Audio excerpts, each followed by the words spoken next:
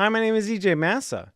I really like home arcade solutions, like this Arcade1up Street Fighter 2 cabinet behind me. I like that they're smaller, they're easier to get in and out of your house than full-size arcades, and there's plenty of communities where you can talk about collecting them and modding them. If I bought a real arcade and put it in my basement, it would stay there forever because they're such a pain to move. My Arcade1ups, on the other hand, are lightweight, and you put them together like IKEA furniture. I modded my Street Fighter cabinet with a custom control panel and Raspberry Pi 4 so it can play thousands of games up to the Dreamcast. It's actually quite fun to play NES games like Super Mario 3 on it. But you can't just have one arcade game, no.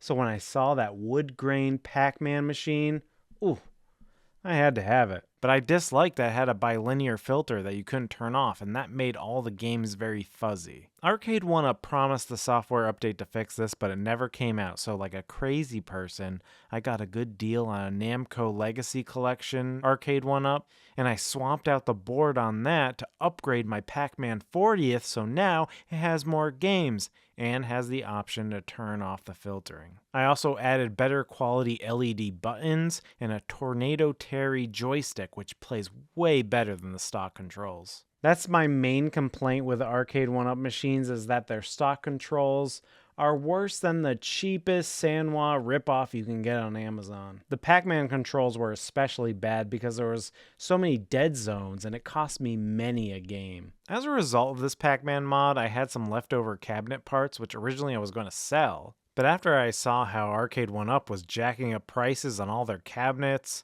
the new Miss Pac-Man Galaga machine was $200 more than the Namco Legacy that came before it. The new Miss Pac-Man cocktail cabinet was also $200 more expensive now. So I thought that maybe I'd build a cabinet that they would never get the license to. And that's what made me decide to build Donkey Kong. Sure, the Pac-Man cabinet pieces aren't the same shape as the iconic Donkey Kong machine, but it'll be close enough for my purposes. That's what I set out to do, complement my Pac-Man and Street Fighter cabinets with Donkey Kong. When I think about going to arcades as a child, I think about those three. I got a lot of inspiration for this build from this Reddit post on the Arcade1up subreddit, which I'll post a link in the description below. Now, there are a lot of vendors that sell vinyl covers for these cabinets. ArcadeGraphics.com is a well-known one, but I find that most of these Donkey Kong wraps are a bit over-designed. I mean, don't get me wrong, I think they still look really cool, but it's not really what I'm going for. I want something a little more low-key like this full-size cabinet, the blue with a decal on it. Also, I'm really bad at applying vinyl. Something's always crooked, or I leave too many bubbles in it, or I cut it wrong. So I bought some Bare Liquid Blue semi-gloss enamel interior paint from Home Depot, and I'll paint over the Pac-Man graphics. I can paint slightly better than I can apply these big stickers. For my first step, I'm going to put painter's tape over the red molding because I think I'll reuse it. The Donkey Kong cabinets that I see on the internet have white molding, but I like the look of the red. It makes me think of Nintendo's logo, so I'll use the tape to preserve it. I laid out all the pieces in my garage with plenty of ventilation. I have an extra Arcade1up generic riser I'll also paint. I removed the sticker on the back of this piece because I'll paint over that too, just in case. Using rubbing alcohol to get rid of the sticky stuff. I'll paint the back of this panel with the coin door because I think the paint will stick to the matte black side better. The first step I'll do is use some Kills primer to paint the surface of the sides. I thought about sanding the sides first, but that sounded like too much work. So I'll paint away the Pac-Man. Paint over our happy little Pac-Man. There are no mistakes, except Pac-Man. The primer seems to be biting into that glossy surface pretty well, so I covered the whole surface. And then I applied the primer to the rest of the pieces. The next day, after the primer dried, I applied the blue paint. I'm using a fairly nice brush with nice fine bristles, so the stroke marks are very gentle. And again, I applied paint to all the pieces. Before the paint dried, I removed the painter's tape. I thought about doing a second coat, but I was shocked at how well one coat did after the prime. When I paint the walls of my house, I always buy the cheapest paint, and it takes like 3 coats or more to get it right. Turns out it pays to buy the more expensive paint. Who knew? After that dried, it's time to apply my big sticker. I bought these from an eBay seller out of the UK, Rockstar Arcade. The size was about 13 inches wide by 14 inches high. I lined it up approximately where I thought it would go, taped it into place with painter's tape, and using a hinge method, I peeled back half of the decal, cut the backing paper off, and then applied the graphic with a squeegee. Removed the tape, took off the rest of the backing paper, and again, squeegeed it into place. And there you go. Wow. It looks freaking awesome. Applied both graphics to each side, and I'm really happy with how that turned out. The graphic I bought came with a couple Nintendo logos, and I put them on the sides of the riser in the middle. And to make the riser match the rest of the cabinet, I put a 1/2-inch red dance floor tape on the edges of the riser. Be very careful not to stretch the tape while applying it because this stuff tends to shrink. So go very, very slow and gentle while applying. If you feel yourself stretching the tape, just ease back a little, create some more slack, and keep applying. I used a little clicky knife to cut off the excess tape. I'll have a link to everything I used in the description below. After that, I assembled the riser according to the instructions, and man, that's a clean and good-looking block of Nintendo.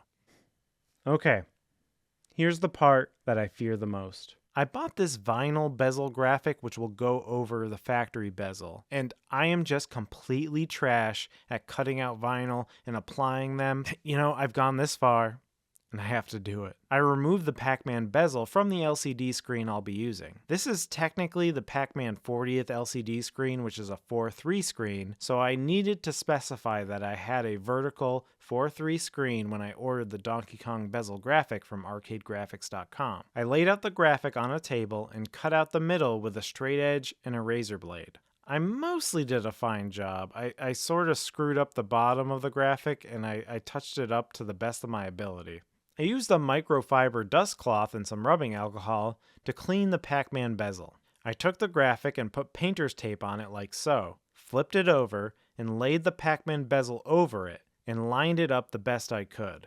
Applied the tape to hold it in place. Again, I'll be using a hinge method to apply the graphic by folding it over, cutting off the backing paper. I used a Swiffer duster to make sure there was no stray dust. Then pinching the corners, I gently pulled them to the corners of the bezel and squeegeed them into place. I lifted up a corner where there was an egregious bubble and reapplied that corner. Sorry about the focus. I was more concerned with getting this step right than achieving critical focus. I hope you understand. I'll have to live with this bezel forever, Then I took off the tape and the backing and again brought the corners of the graphic to the corners of the bezel, using the squeegee to press the graphic on. Trim the excess vinyl on the sides and phew, not too bad. Besides a janky bottom edge, it's about as good as I can do. Use the squeegee to attack any leftover bubbles, and this is ready to go. Before screwing the bezel back on the LCD screen, I did a quick sweep with a Swiffer duster, then screwed the bezel back into place. So it's not perfect, but I'll take that. It's better than my recurring nightmares. Now for the marquee, I decided to go with an Etsy seller by the name of Retro530. I saw a few of his marquees on the Arcade1up modding Facebook group, and they looked high quality, so I bought a Donkey Kong marquee from him. Inside the box that was sent was a free gift, which looks like 3D printed screw hole covers, if I were to guess, and a power splitter and a couple of screws that you'll use instead of the Arcade1up provided screws. And then you have, oh, what a beauty. The shell is 3D printed, but it looks really good. I can't wait to see it all lit up. For a control deck, I went with DIYRetroArcade.com. They have a ton of custom arcade boards, but I wanted one with a joystick and a trackball. So I downloaded one of their Photoshop document templates and stole some arcade graphics online and made a custom Donkey Kong graphic using Photoshop. I sent them a PNG of my design, made sure to specify that this was for a cabaret-style cabinet and not the old-style cabinets. And then, in a couple of weeks, I got this. How can you not smile after seeing that? Turn it around and you see that there's a mount for a trackball and some screws. It's made out of some nice wood. There's red tea molding on it to match the rest of the cabinet. The graphic is immaculate. Very happy with that. So now the question is, what will be the brains of this thing? A very popular option is this kit from DIY Retro Arcade that uses a JAMA harness and a 60-in-1 game board. There's also similar solutions with Pandora's box boards. Or you can get a Raspberry Pi, which is basically a mini computer, and find an emulation station image that will suit your needs. I decided to go for the Raspberry Pi option. I feel like it'll give me the most choice in customization. So since Raspberry Pis have USB ports, I'll have to find controls that connect to USB encoders. I could have bought each part individually, but I saw this arcade kit that included some LED buttons, a knockoff Sanwa joystick, and a USB encoder, and decided to give it a try. And when it came in the mail, I was surprised at the quality of the cheap joystick. It feels very solid. Then you got the USB encoder, and then the buttons, which feel cheap, but they're much better than the stock Arcade1up buttons, which are overly mushy. I also got an LED trackball from Amazon, so I can play trackball type games like Missile Command and Centipede. Since this one has a PS/2 connector, I had to get a USB adapter. One issue with this LED trackball is it glows green, which I think will harsh my vibe with the rest of the Donkey Kong graphics. Green works with like Galaga. It doesn't work with Donkey Kong. Now the Amazon description says you can change it to red with a button, but I didn't see anywhere to change it, even when I opened it up. But I did see there were 2 sets of LEDs, so I got this crazy idea to remove the green ones and replace them with a mysterious second pair of unlit LEDs right next to them. I used the soldering iron to switch them around and there they are. The second ones were red. Maybe there is a way to turn them on. I don't know what it is. I just did the hard way.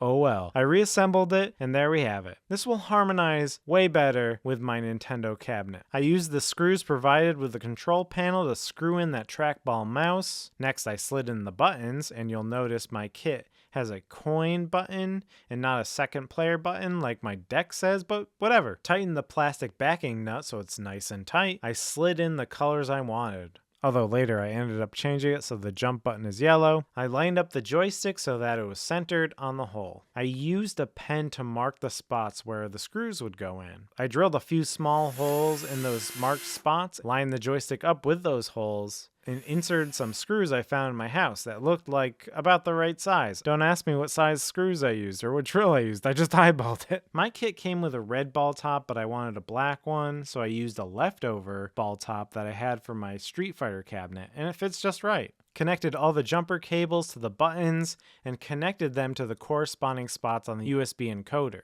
And that's the control panel. I could hook it up to my computer right now and use it to play games, but I'm not going to do that. Finally, since I'll mostly play 4-way joystick games like Miss Pac-Man and Donkey Kong, I took off the 8-way gate and put on a 4-way restrictor gate on the bottom of the joystick. So what will I use for the brain of this specifically? Well, I came across this vertical Pi image called Button Masher 101, and it seemed to fit the bill for what I was looking for. This Pi image was made for the Raspberry Pi 3, so I got a Raspberry Pi 3B Plus kit. However, as an aside, you may want to get a Raspberry Pi 4 and use the Button Masher Raspberry Pi 4 image.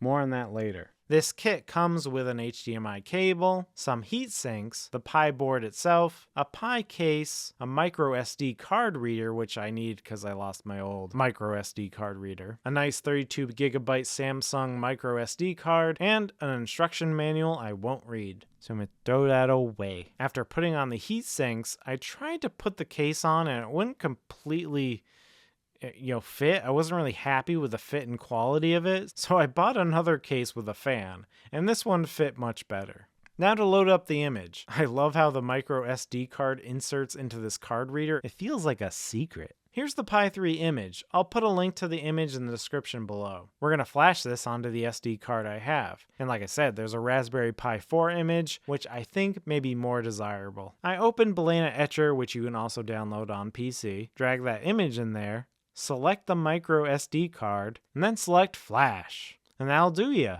The image is on the SD card, so I loaded it into the Raspberry Pi. But to connect the Pi to the Arcade1up monitor via HDMI, we'll need a converter card. On the back of the monitor is the PCB, which we'll need to remove with a screwdriver and disconnect the cables. This is what a Pac-Man 40th PCB looks like, just in case you're curious. I don't know why you would be, but hey, We all have our fetishes. Here's the LCD driver, which again is specifically for this 4:3 style monitor. You can always Google the part number on the back of your LCD if you're unsure which one to buy. I taped the LCD driver to a piece of cardboard that I cut out of the box it came with. This is because the back of the monitor is metal and can cause shorts. I put double-sided tape on the back of that cardboard and affixed it to the back of the monitor. I plugged the jumper cables in. Make sure these ones are facing the correct way with the red wires on the left. The ground wires can also be screwed into the metal panel on the back of your LCD. I taped the control thingy over there, and for a power source you'll use your Arcade1up plug. Before going to the trouble of installing the monitor, I decided to see if it worked. So I propped it up against a package of Kirkland water bottles, because I'm a professional. And I tested it with the Pi. Plugged in the Pi and the monitor, and huzzah! It works. I think I'll take this opportunity to poke around the image a bit. I plugged in a USB controller and configured the keys. This image is designed for a 3-button input controller, like the one I just built. After configuring the controls, it loads you into the emulation station front end. You can play games perfectly well in this mode, but I want to check out the attract mode options. Before I do that, for some reason, the Pi was not outputting audio, so I had to go to this audio option in Emulation Station. Instead of selecting auto, select headphone 3.5mm. Okay, now check out attract mode. And in attract mode, you have this very handsome visual display to select games from. One thing about selecting attract mode here is that it changes the flag to where it boots, so when you restart the system, it will boot directly into attract mode. If you want to go back to Emulation Station, you'll press escape on a plugged-in keyboard. It'll ask you if you want to exit attract mode, and that kicks you out to a command line, where you have to type in Emulation Station. Press enter, and then if you want to switch back to Emulation Station at boot, you go to RetroPie Setup, go to Configuration Tools, go to Auto Start, and select Start Emulation Station at boot, and that should set you back. Sorry, I felt like I needed to go through all that because I saw a lot of comments and a lot of videos and threads like, how do I boot into Emulation Station after selecting attract mode? I saw that question a lot, so I decided to answer it in video form. Anyways, back to attract mode. I love the themes in this, so I thought I'd show off a couple. So if you hit tab on a keyboard plugged into your Raspberry Pi, then navigate to displays, then to arcade, and move the cursor to layout, you can change it up to say 60-in-1, which makes it look like that ubiquitous 60-in-1 board that you'll see installed at a random Super Pac-Man machine at a gas station off the highway. I personally love this one. The other one I like is the Starfield one, which makes it look like the menu from the Arcade SD board, which actually was another option I almost went with for this machine. It also reminds me of Windows 3.1 screensavers or something. But I think I'll stick with the 60-in-1 theme. And yep, it plays Donkey Kong. So I think it's safe to say I can move forward with this build and install the monitor. Then I built the cabinet basically according to the directions. Nothing special here, so I won't bore you with the details of the build. Maybe you can find an Arcade1up manual on the internet and read it yourself. But I've built a few of these, so I'm fairly good at assembling them. A couple notes about the light-up marquee. When I came to this step where you have to attach the stock marquee to this speaker board, this light-up marquee doesn't have holes to do that. And also that speaker board doesn't quite fit even if you tape it into place. So I just ditched that speaker board because I wasn't going to use it anyway. I have other speakers I'll use. That does mean there'll be a slight void between the monitor and the marquee, but unless you're like craning your head really weird and down and looking up, you won't see it. And that's not the recommended way to play Donkey Kong anyway. A second note about that light-up marquee is to make sure you use the provided black metal screws. They are shorter than the Arcade1up provided screws, so really make sure you use the right ones. After making sure all the pieces were slid into the right place and all the screws were tight, I put it in the control panel and tightened all those screws. Then I carefully placed it onto the riser so it wouldn't nick the paint, and well, it looks like I have myself a very Donkey Kong looking arcade. Seth Rogen would be proud of me. For the speakers, I got these cheap Logitech computer ones from Amazon. My Street Fighter cabinet has speakers and a subwoofer, but I don't think Donkey Kong and games like Donkey Kong need a subwoofer. Or does it? At first I considered taping the speakers to the top of the cabinet, but these ones kind of stuck out too much, so I decided to tape them inside the cabinet, pointing up at that void between the monitor and the marquee, and that'll probably be fine for now. Inside the cabinet, we have the power splitter between the Marquee and the LCD driver, and I'll plug in the HDMI and the power to that splitter. So you see I have my Pi here where I plugged in the USB encoder, the trackball mouse, the HDMI, speakers, and power. I'll plug the Pi power, the speaker power, and the LCD driver into an extension cord. My cable management could be better here, but whatever. And what I like to do with that extension cord is plug it into one of these outlet switches. As you can see, I have two of them. One for my Street Fighter Pi system, and now one for my Donkey Kong. That way I can just flip the switch near the outlet when I want to turn on the whole arcade. Now there is a back panel to this arcade, and someday I may install it, but I have to cut a hole in the back so the extension cord can be fed through. And to be honest, I don't feel like it right now, so my arcade's gonna have its ass hanging out for a bit. And for convenience, I got a USB extender so that I could snake it around the cabinet in case I wanted to quickly plug in another controller or joystick. Even though I'll mostly play 4-direction games like Miss Pac-Man, Donkey Kong, if I'm feeling in the mood for an 8-input direction game, I'll just plug in a controller that can do those inputs.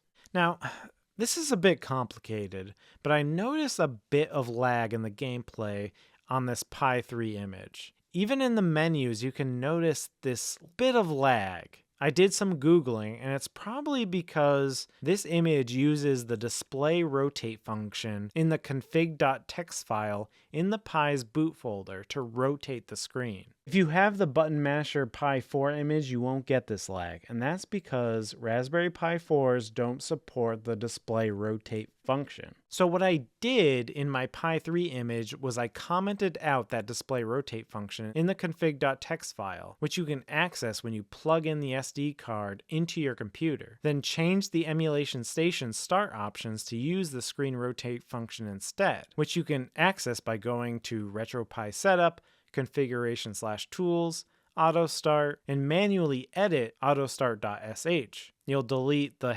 #auto and write -- screen rotate --3 --. After that, emulation station will be rotated, but RetroArch won't be. There's a whole bunch of other things you have to do inside RetroArch to make the game the right orientation, but there's too many boring steps to detail, and I don't want to bog this video down. If you're interested in the fix for that, leave a comment below and I may make a guide on how to fix that. Long story short, this makes the Pi 3 image more like the Pi 4 image. And if you want to save yourself the trouble, buy a Raspberry Pi 4 and use the Raspberry Pi 4 image. Now that I made those adjustments, I see no lag in the gameplay on my Pi 3 image. Okay, so now I can just turn my whole system on with just a flip of the power here, and now the splash screen is sideways. I'm not much of a fan of this splash screen anyway, nor am I a fan of the loading screen when you select a game either. I need to make them more like Donkey Kong. No, not like that. I decided to download some pixel art and logos and create something on my own in After Effects. Since the splash screen is now rotated, I designed it to fill that rotated space. I decided to use one of the most famous and, dare I say, beautiful songs in the world to go with it. Here we go.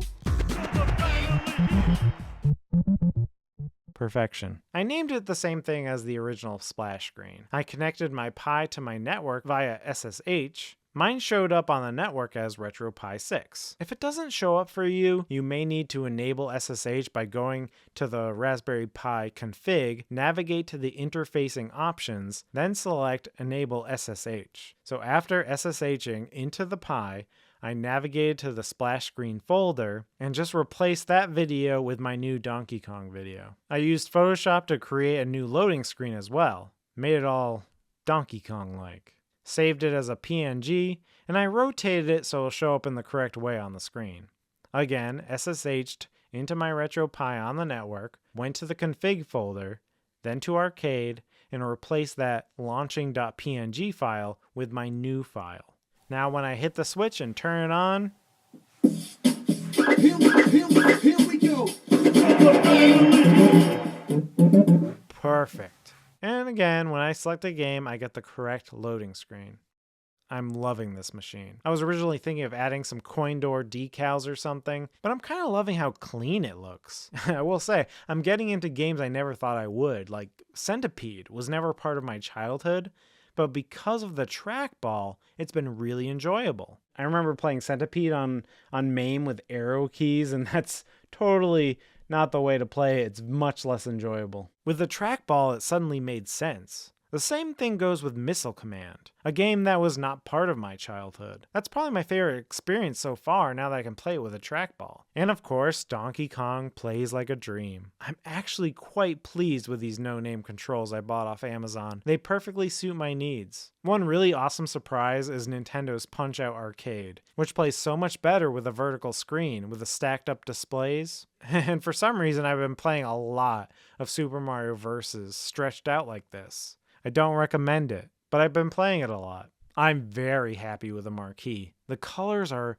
nice and deep, great contrast. My Arcade1up Marquees look washed out and dull by comparison. Sure, not everything with this build turned out perfectly. For example, I could have cut this bottom bezel graphic straighter, but I'm very happy with how it all came together. When I come down the stairs to my basement office and I'm greeted by that big dumb ape, I get all warm and fuzzy inside. And it's way more enjoyable because I built it exactly how I wanted it to be, with the software tuned exactly how I want it to be. I'll try my best to put everything that I used in the description below, but if you have any specific questions, just let me know in the comments. This was a huge project with lots of steps, but let's say you don't want to figure out everything on your own, and you don't want to have to source everything. One person I used to help mod my Street Fighter cabinet was Arcade1up. He basically sends you everything so you don't have to think about it. You'll get the Pi, the speakers, the image, the LCD driver, and for what you get, the prices are pretty reasonable. So if you already have Arcade1up and you want to take things to the next level, that's a great place to start, especially if you don't want to source everything yourself. Another great option is the AtGames Legends arcade cabinet. That's a consumer multicade with much better default control components than Arcade1up, and they are easily moddable with more games through a USB dongle. That's also a great way to get the home arcade experience. Anyways, that's it for now. Until next time, bye!